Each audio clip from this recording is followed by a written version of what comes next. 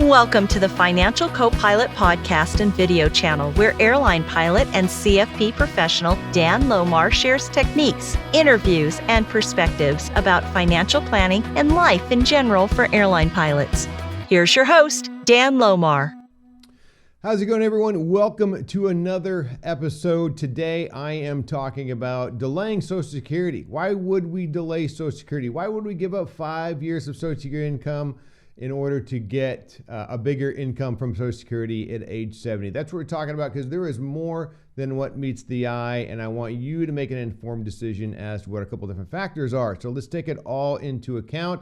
That's what we're talking about. Before we get going, remember to subscribe, hit the bell icon so that you know when new videos come out, and also share this video. The folks who probably need to hear this the most are not the ones watching it, so please put this out there, share it, email it, whatever you can do. And also down below in the show notes on YouTube, I have got some checklists that you can download that will help you navigate your own Social Security decision. So go ahead and click on that when you get a chance. Anyway, let's jump right into it. Why are we going to delay Social Security? Let's make a basic assumption. And first of all, I don't look at delaying Social Security as at age 70 we get a pay raise. I look at it as we're reducing our portfolio withdrawals. So what we're trying to do, let's just say we're trying to target monthly retirement income of $10,000 a month. And so if we delay Social Security, that means we're pulling more from our portfolio. And at age 70, when we turn on Social Security, it means that we are reducing the withdrawals from our portfolio. That's what we're trying to do. So I don't want there to be any confusion as to, hey, I'm going to delay it so I can get a pay raise. No, actually, we're going to delay it so that we can actually reduce our portfolio withdrawals. That's the whole idea. So I think the biggest thing that folks do when they start making the consideration is they look at the break-even age. Well, I'm going to give up 5 years of Social Security income, and when I do that, in turn, I'm getting bigger payments starting at age 70. And so there's a break-even age there. How long does it take to break even? And typically that's around age 80. That's going to be plus or minus a little bit depending on your situation and maybe your spouse's situation also. And so, but anyway, let's just say it's around 80.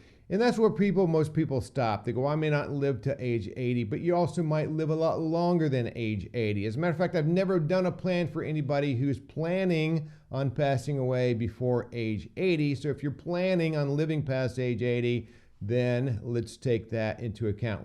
We're gonna assume that we're going to, but there's more than that. So that's the basic break-even age, and that's usually what most people. That's usually what the biggest thing, or the first thing most people look at.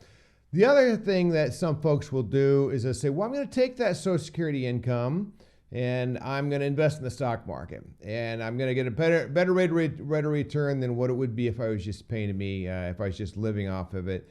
And that's true. That's one way to look at it. And if you got that rate of return, you're assuming maybe a higher rate of return. Yes, it might push your break-even age a couple years down the road, depending what rate of return you're assuming. But that is not an apples-to-apples comparison now when we're talking about investing that income in the stock market versus using it to live off of, because there's two different risk considerations when it comes to that. And so there's really no different than saying, hey, I got to go buy groceries next month, and I got $100 I need to do that with, and so I can keep it in cash so I know it's going to be there next month, or I can invest that $100 in the stock market so that maybe I can buy more groceries next week. And I don't think anybody's really going to seriously do that, because the risk of it being in the stock market is we don't know if it's going to be there.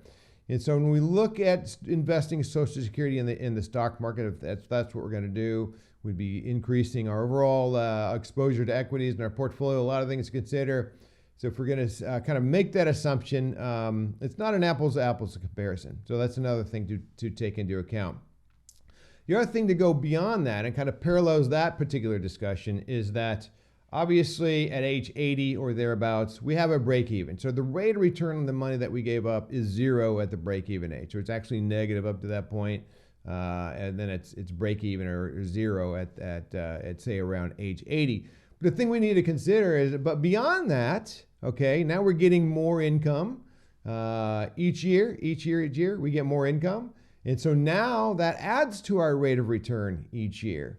And so you can do the math, and if we call it an internal rate of return, we give it 5 years to Social Security income. At age 80, we break even. And then from every year beyond that, we get more and more and more and more. If we do the math, it actually becomes a very, very good rate of return. And it becomes a rate of return approaching age 90 that the stock market can't even match, especially considering the risk to that. So that's another thing to do to keep into account when you kind of consider the overall plan of the picture, or the overall picture of things. So those are definitely things to think about. The other thing too is this is a longevity play. Okay, so taking Social Security early kind of hedge what we call sequence returns risk, and I'll talk about that more in a second. But the other side of that is that Social Security is like the only source of income that I know of, other than a really expensive insurance annuity that would pay you for the rest of your life, that you can't outlive, and it goes up with inflation each year. So the bigger that income is as our total income, then that's a big thing to consider, because again, one of our risks is outliving our resources, and Social Security is something we can't, we can't do that. So it's always going to be there. So that's a big thing to take into account there also. So what else? Another thing to consider is survivor income. So the bigger the primary earner's Social Security income is, then typically the bigger the spouse's survivor income is going to be. So if you delayed age 70 and you pass away at age 71, well, it didn't pay off for you. But you also got to consider your surviving spouse's situation, and he or she could live well into their 90s, and now they've got a bigger income. And so that's another factor to take into account with that also. So that's one of the big things. As we do this, it forces us to take bigger withdrawals from our portfolio in the first 5 years. There is some risk called sequence of returns risk associated with that. But I'll come back to that in just a second. But by taking bigger withdrawals in the first 5 years, it also reduces what we might have to take at age 72 and beyond, when required minimum distributions start. Required minimum distributions, the government says, hey, you have to take X amount of dollars out of your tax-deferred portfolios. That can create income and potentially taxes that we don't want. And that income can also trigger higher Medicare costs potentially. So that's another consideration, is that it can, bigger withdrawals early, delaying Social Security can potentially reduce your required minimum distributions at age 72 and beyond. So good consideration right there. Why would I not delay Social Security? What are some considerations as to why I would not delay it? The big one is probably sequence of returns risk. That's part of it. So what we do is we say, hey, we're going to plan on taking Social Security at age 70, but at the same time, say we're 66, or we just start retirement, whatever the case, and our portfolio takes a little bit of a performance hit, then we'd say, hey, now let's look at turning it on. Because if we can avoid it, we don't really want to make any big draws from the portfolio after down years. So that would be another thing to do. And we just reevaluate it at that time, and look and consider what your best option is each year until age 70. The other reason I would maybe not delay it, and I probably wouldn't in this case, that is if our portfolio is not that substantial. So in other words, maybe it can't even, if we were to make all of our withdrawals from our portfolio, maybe it's not even enough to bridge that gap from age 65 to age 70. Or maybe it is, but it's going to make we're pulling, 70 or 80% of our portfolio out just to bridge that gap.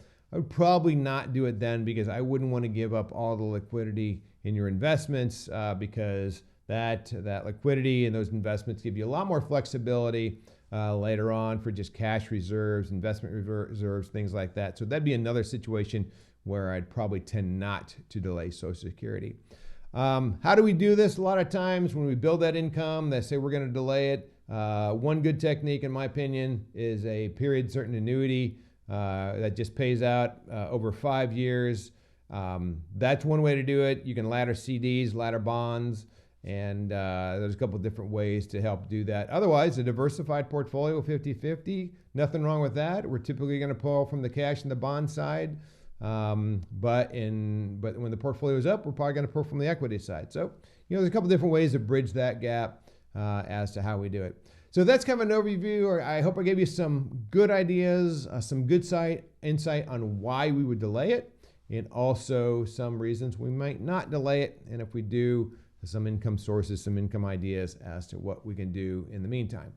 So anyway, I hope that helps. Hey, remember, share this video. Like I said, I think the folks who aren't watching it may be the ones that need to hear it the most. So, so share it. Remember to subscribe, hit the bell icon, and remember, I've got a link down in the show notes on YouTube that you can download a couple of Social Security checklists to kind of help you navigate your situation. So anyway, hope that helps. Thanks for tuning in. Until next time, fly safe.